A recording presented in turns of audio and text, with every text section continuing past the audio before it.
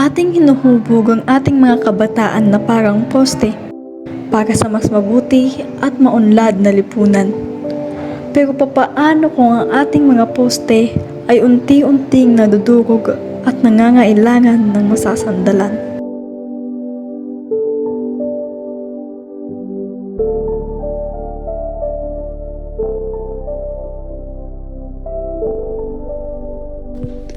Araw-araw na labas-pasok sa paaralan ng ating mga kabataan. Mula sa kanilang mga tahanan, dala-dala nila ang kanilang mga pagsubok at problema sa loob ng paaralan. Pilit na itinatago ang kalungkutan upang harapin lang ang mga karagdagang balakid na nasa paaralan.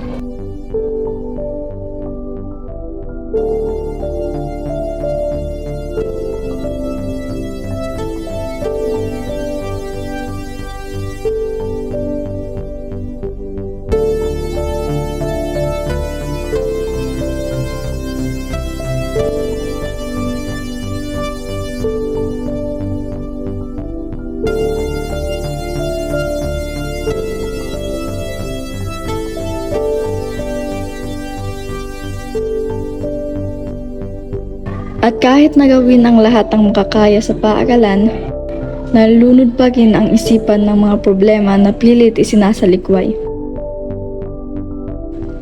Pabalik-balik ang tanong sa sarili na, kailan kaya magkakaroon ng taong pwedeng aking masandalan?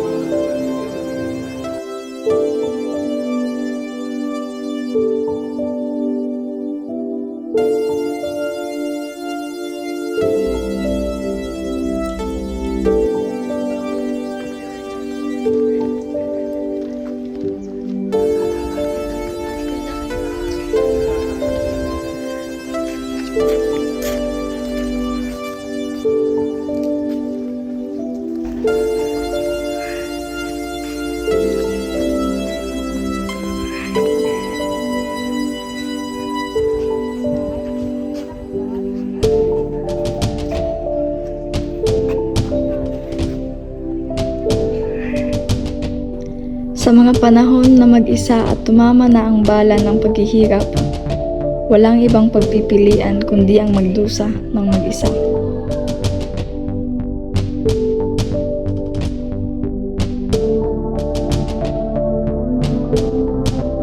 Humanap man ng kasalo o karamay, walang ibang pwedeng kaagapay. At pilit na pinapaalala na, ako ay mag-isa at tanging mag-isa.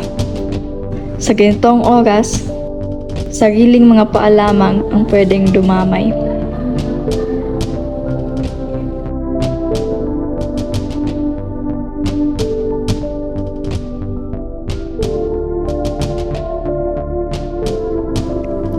Kahit ilan pa ang balakid na kinakaharap nating lahat, tayo pa rin ay tatayo ng matatag na parang poste na ginagawa ang lahat mabigyan lang ng suporta ang nakarami.